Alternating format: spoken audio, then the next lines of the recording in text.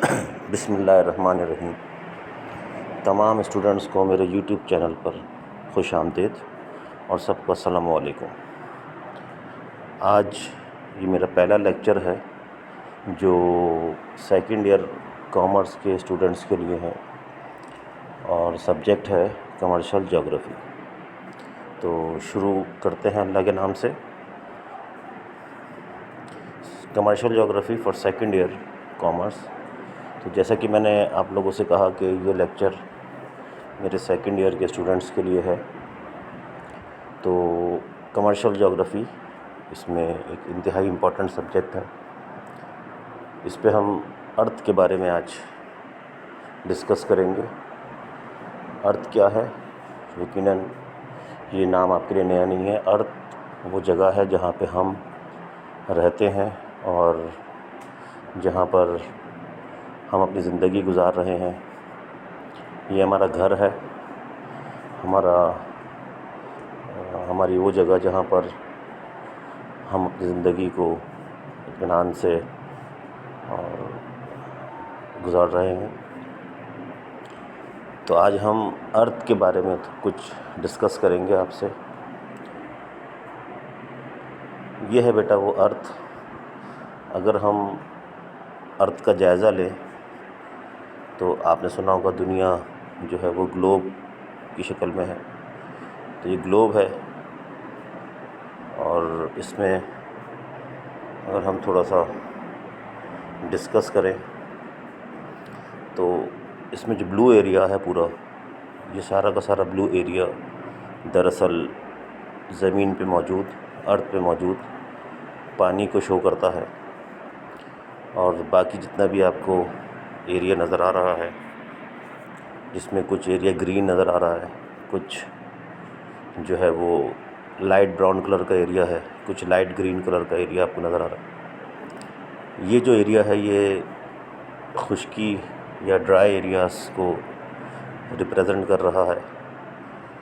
और अगर हम ये कहें कि दुनिया में 71% जो अर्थ है it consists on water and remaining 29% consist on dry area। तो ये जो ड्राई एरिया है it is divided into 7 continents while the 71% of water is divided into 7 oceans। तो ये ओशंस कौन कौन से हैं? ये बहुत बेसिक सी एक दुनिया की जो है वो अर्थ की डायग्राम है। सबसे पहले ओशन की बात करते हैं। तो यहाँ पे north Pacific, south Pacific, north Atlantic, south Atlantic, Indian ocean, Arctic ocean, Arctic ocean ऊपर की तरफ और नीचे एंटार्क्टिक ओशन। तो इस डायग्राम को बेटा हम तफसील से डिटेल में पढ़ते रहेंगे। जैसे जैसे हमारी स्लाइड्स आगे जो है वो हम डिस्कस करेंगे तो इसी डायग्राम पे वो स्लाइड्स हम जो है वो उसको डिस्क्राइब करेंगे। इसी तरह से अगर हम कॉन्टिनेंट्स की बात करें तो ये देखेंगे नॉर्थ अमेरिका है, नीचे की तरफ आए तो साउथ अमेरिका, फिर ये सबसे ज़्यादा कॉन्टिनेंट जो है वो आपके इस हिस्से में है, एशिया जहाँ पे पाकिस्तान है, यूरोप, अफ्रीका। और ये ऊपर देखें एशिया के ऊपर जो ग्रीन एरिया आपको नज़र आ रहा है ये रशिया है सारा। यहाँ पर फॉरेस्ट बहुत ज़्यादा है, ख़ासकर कॉनिफेरियस फॉरेस्ट यहाँ पे बहुत ज़्यादा है। इसी तरह से अगर हम नीचे हैं तो ऑस्ट्रेलिया है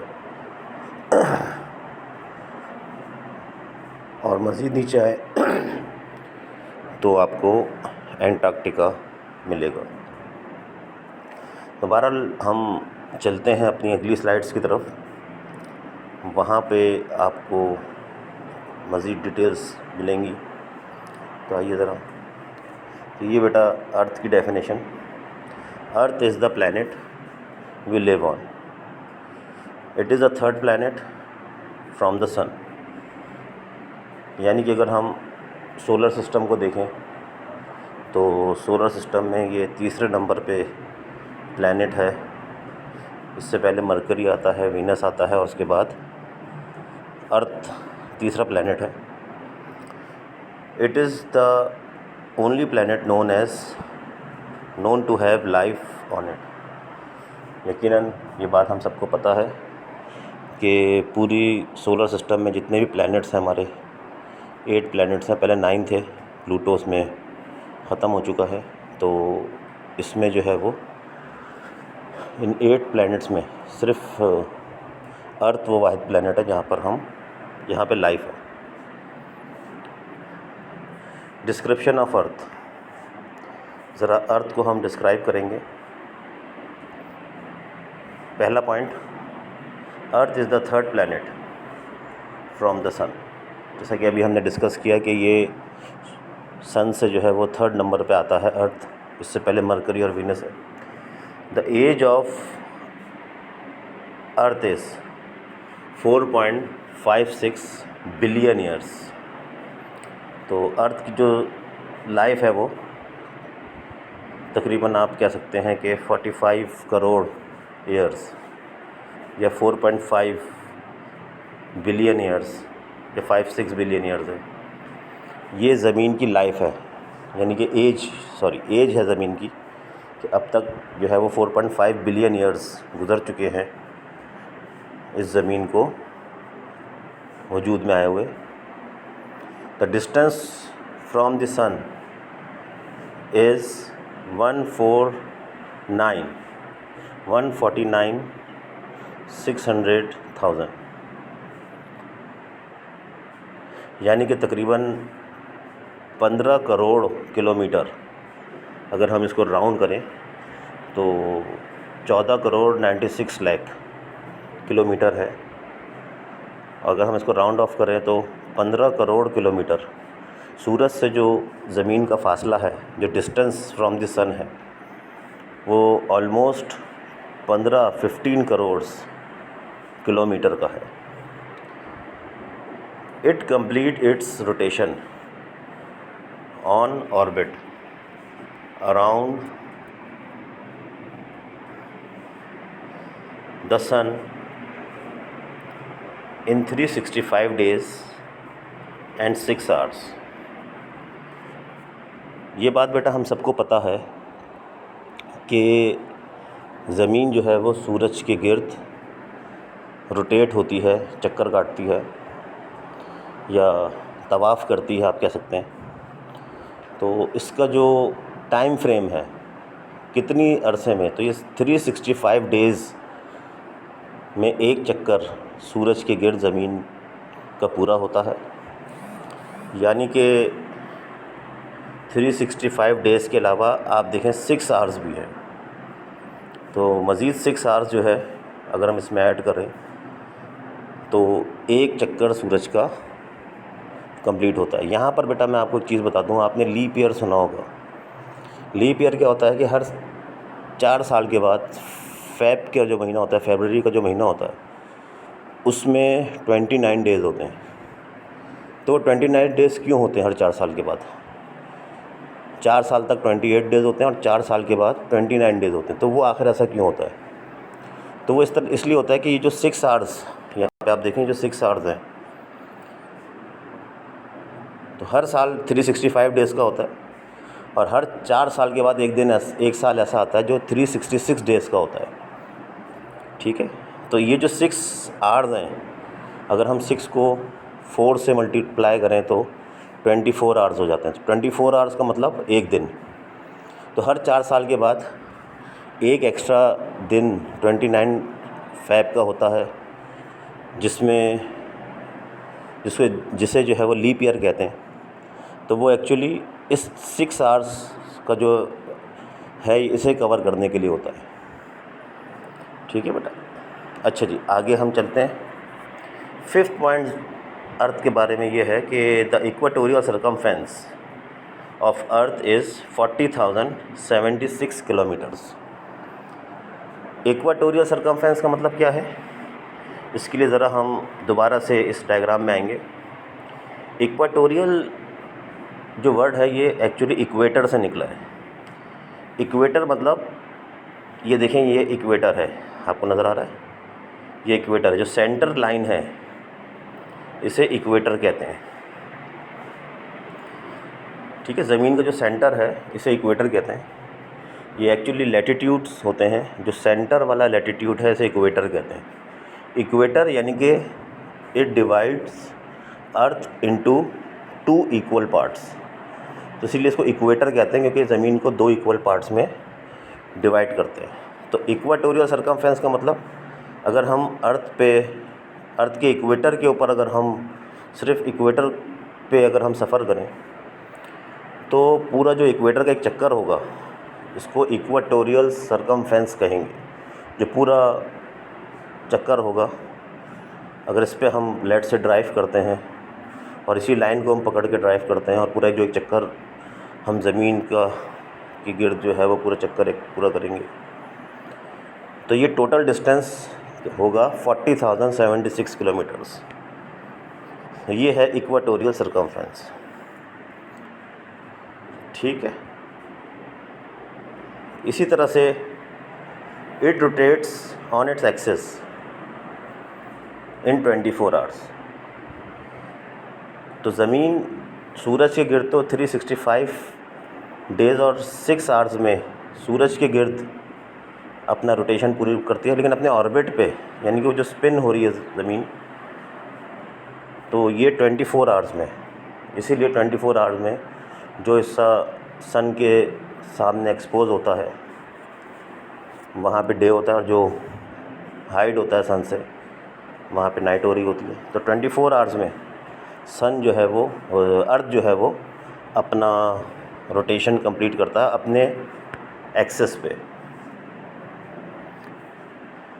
जी, the total surface of earth, ये बड़ा इंपॉर्टेंट है। देखें, ये वो क्वेश्चंस, वो चीज़ें हैं जो कि MCQs, जैसे कि आपको पता है कि ये पेपर भी मैं डिस्कस करूँगा अपनी एक वीडियो में। तो इसमें यह है कि इस तरह की चीज़ें जो है वो आती हैं MCQs। आपके अभी 40% MCQs हो गए हैं। पहले इसकी जो है वो वेटेज कम था, अब ज़्यादा हो गया। 40% जो ऑलमोस्ट 75 का अगर आपका पेपर है तो 29 MCQs आप लोग के आएंगे। तो ये बातें बेटा याद रखिएगा आप लोग।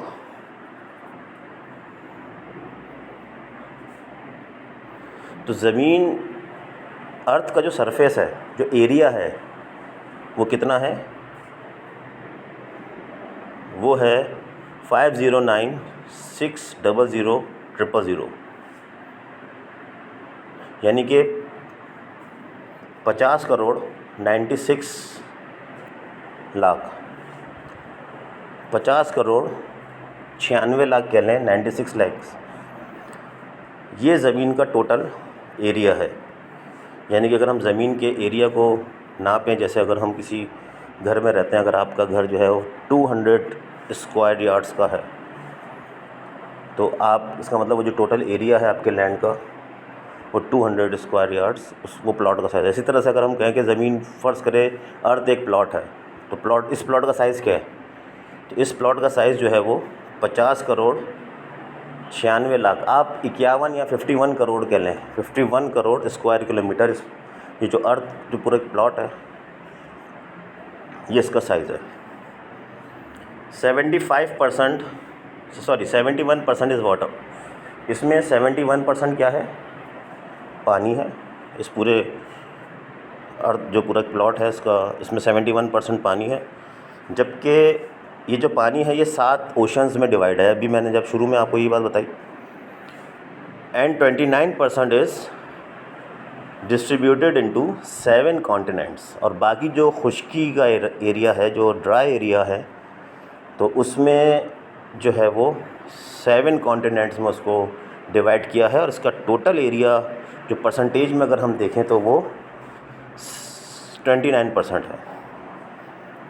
कॉन्टिनेंट्स ऑफ अर्थ, अर्थ के जो कॉन्टिनेंट्स हैं बेटा, वो बहुत बेसिक सी बातें हैं, सिर्फ हम रिकॉल कर रहे हैं। मैं, ये तो मुझे अंदाज़ा है कि आपको ये सब चीज़ें पता हैं, लेकिन क्योंकि हम ज्योग्राफी पढ़ने जा रहे हैं तो ये हमें रिकॉल करनी पड़ रही हैं सब चीज़ें। तो अर्थ के जो कॉन्टिनेंट्स हैं वो कौन से हैं? 7। एशिया, जो कि सबसे पॉपुलेटेड कॉन्टिनेंट है, जिसको उर्दू में बर्र आज़म भी कहते हैं, और पाकिस्तान, इंडिया, चाइना, ये सब, रशिया। तो यहाँ पर थोड़ा सा अगर हम ब्रीफ़ करें तो तकरीबन 4 बड़े ममालिक, कंट्रीज़ जो है वो पॉपुलेशन के हवाले से वो एशिया में है, जिसके अंदर जो है वो चाइना, जो कि दुनिया का सबसे ज़्यादा पॉपुलेशन वाला मुल्क है, फिर सेकंड नंबर पे इंडिया है, फिर फोर्थ नंबर पे पाकिस्तान है, फिर बांग्लादेश है। तो ये बड़ी कंट्रीज़ हैं जहाँ पर पॉपुलेशन ज़्यादा है। तो सबसे ज़्यादा पॉपुलेशन जो है वो एशिया में है। फिर ऑस्ट्रेलिया है। ऑस्ट्रेलिया जो डाउन अंडर है, यानी कि साउथ की तरफ है। तो यहाँ पर ये दूसरा कॉन्टिनेंट है, बिल्कुल अलग, समझ लें एक जज़ीरा जिसको आइलैंड कहते हैं, एक आइलैंड है ऑस्ट्रेलिया। फिर यूरोप है। यूरोप काफ़ी डेवलप कॉन्टिनेंट है, साइज़ में थोड़ा छोटा है, लेकिन यहाँ पर जो है वो काफ़ी इकोनॉमिक एक्टिविटीज़ होती हैं, जैसे जो है वो कॉटन की अगर हम बात करें तो यहाँ पर यूरोप में बहुत ज़्यादा होता है। अगर हम बात करें इंडस्ट्रियलाइजेशन की तो बहुत ज़्यादा इंडस्ट्रीज़ यूरोप में है। बहुत डेवलप कॉन्टिनेंट है यूरोप। यूरोप में कौन कौन सी कंट्रीज़ आती हैं? फ्रांस है, इटली है, और स्विट्ज़रलैंड है, टर्की है। तो ये मेजर कंट्रीज़ हैं जो कि यूरोप में आती है। जर्मनी है, जो यूरोपियन कंट्रीज़ हैं। फिर अफ्रीका है। अफ्रीका जो है वो रिलेटिवली थोड़ा सा लेस प्रिविलेज्ड है, यहाँ पर इतनी ज़्यादा डेवलपमेंट नहीं हुई है। कुछ इलाके हैं जहाँ पर जो डेवलप है, लेकिन ज़्यादातर अफ्रीका जो है वो लेस प्रिविलेज्ड है। यहाँ पर जो है वो सहारा डेज़र्ट, जो कि दुनिया का सबसे बड़ा डेज़र्ट है, तो वो डेज़र्ट यहाँ पर पाया जाता है। फिर नॉर्थ अमेरिकन, जैसे कि हमें पता है कि नॉर्थ अमेरिका और साउथ अमेरिका, इसमें कनाडा, यूएसए। फिर साउथ अमेरिका है, मैक्सिको हो गया, ब्राज़ील हो गया, और इसके अलावा एंटार्क्टिका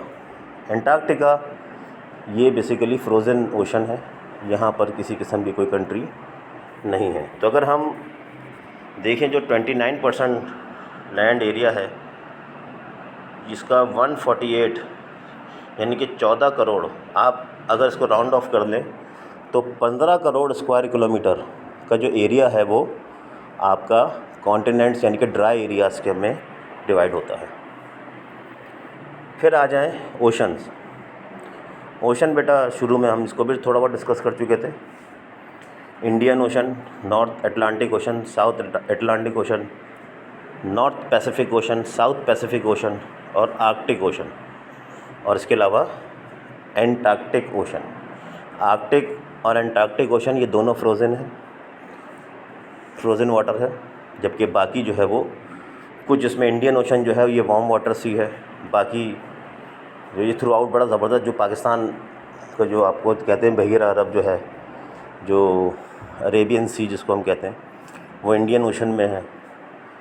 तो ये सबसे ज़बरदस्त है, जहाँ पाकिस्तान लगता है, ये वार्म वाटर सी यहाँ पे लगते हैं।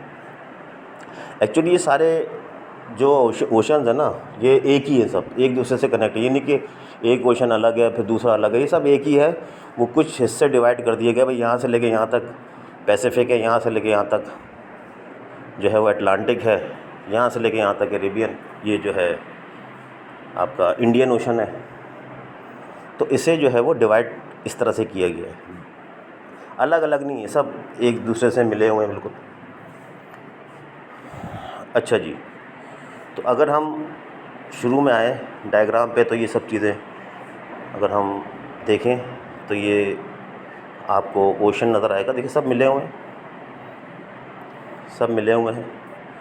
नॉर्थ पैसिफिक, साउथ पैसिफिक, एक ही ओशन है, कहीं से डिस्कनेक्ट नहीं हो रहे एक दूसरे से ओशन सारे। ठीक है, ये north Atlantic, south Atlantic, Indian ocean, और नीचे देखें आप एंटार्क्टिक ओशन है ये, और ऊपर आर्कटिक ओशन है जो साउथ पोल पे है। अपने अगले लेक्चर में मैं आपको लैटिट्यूड और लॉन्गिट्यूड भी का भी कॉन्सेप्ट दूंगा, ताकि आप जो है इन तमाम चीज़ों को समझें कि लैटिट्यूड्स क्या होते हैं और इससे किस तरह से क्लाइमेटिक चेंजेस मुख्तलिफ़ लैटिट्यूड्स पे आती हैं।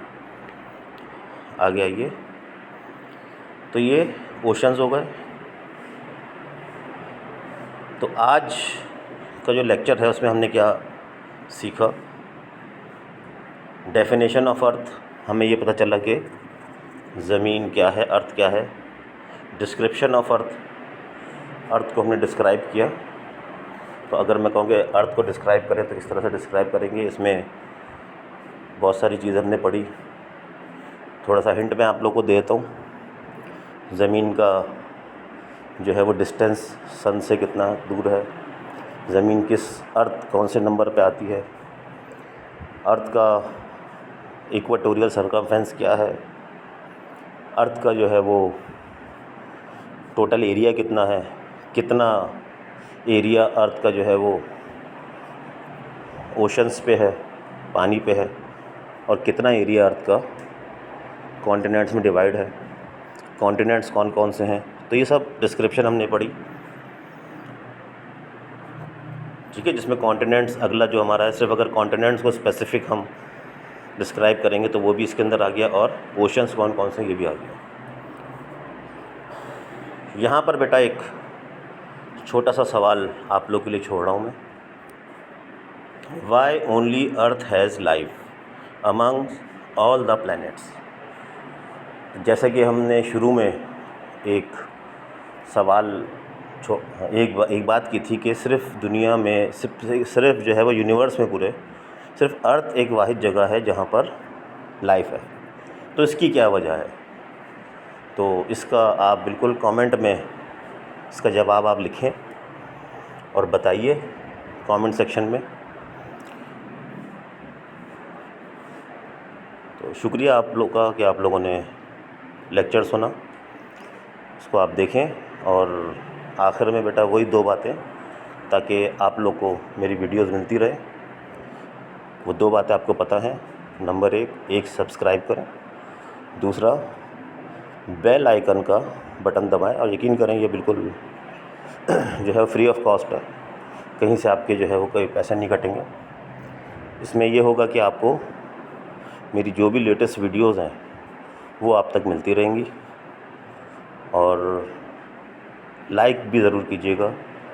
और अगर कोई क्वेश्चन है, कोई सवाल आपके जहन में आता है तो कमेंट में आप बिल्कुल सवाल भी कर सकते हैं, मुझसे क्वेश्चन करें।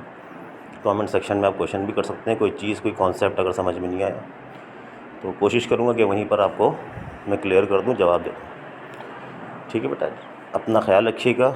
इंशाल्लाह नेक्स्ट वीडियो में हम फिर मिलेंगे। अल्लाह हाफ़िज़।